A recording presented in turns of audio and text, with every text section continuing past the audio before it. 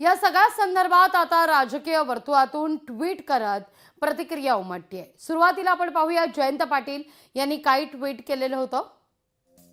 पुण्यातील रुग्णालयात 7 महिन्यांच्या गरोदर महिलेचा उपचाराअभावी दुर्दैवी मृत्यू झाला। अतिशय धक्कादायक घटना आहे। मंत्रालयातून फोन गेला तरी उपचार केला गेला नाही म्हटल्यावर काय म्हणायचं? गरीब सामान्य रुग्णांचं हे काय ऐकतील असा सवाल जयंत पाटील उपस्थित करतायत। तर यातून राज्याच्या आरोग्य यंत्रणांची परिस्थिती काय आहे याचं उत्तर मिळतं असं देखील त्यांचं म्हणणं आहे।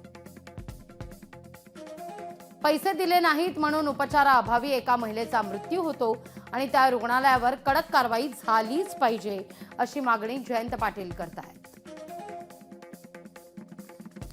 धर्मादाय आयुक्तांतर्गत सुरू असणाऱ्या राज्यातील इतर रुग्णालयांचा देखील एकदा सर्वे करायला हवा अशी मागणी जयंत पाटील यांनी केली आहे। तर खासदार सुप्रिया सुळे यांनी ट्विट करत काय भावना व्यक्त केल्या आहेत पाहूया। पुणे शहरातील रुग्णालयात अद्यावत सुविधा आहेत, पण जर पैशाअभावी त्या नाकारल्या जात असतील तर ही अतिशय गंभीर बाब आहे।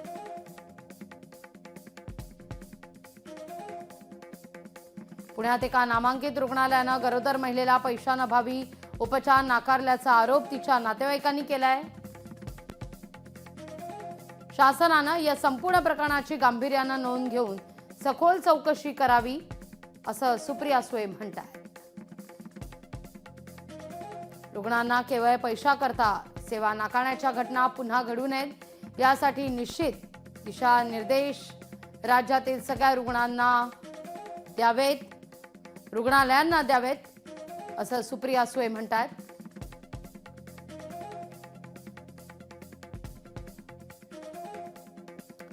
तर विजय वडेट्टीवार यांनी काय ट्विट केलंय पाहूया। पुण्यातील एका रुग्णालयात पैसे दिले नाही म्हणून रुग्णाला दाखल करून घेतलं नाही आणि त्यात एका आईचा मृत्यू झाला। मंत्रालयातून फोन जाऊन देखील जर रुग्णालय इतकी असंवेदनशीलता दाखवत आहे, रुग्णालयाला चाप बसवण्याची वेळ आली आहे। आरोग्य व्यवस्थेत सुरू असलेला माज समोर आलाय असं वडेट्टीवार म्हणतात। राज्यात मुख्यमंत्री आणि उपमुख्यमंत्री वैद्यकीय कक्ष असताना रुग्ण दगावत असेल तर सरकारचा काय धाक आहे हा मुद्दा वडेट्टीवारांनी उपस्थित केलाय।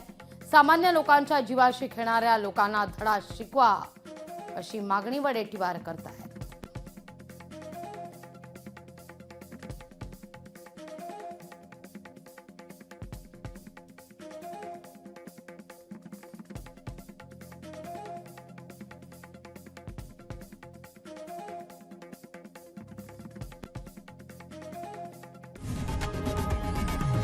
लोकशाही मराठी ऐका, पहा, जागरूक रहा।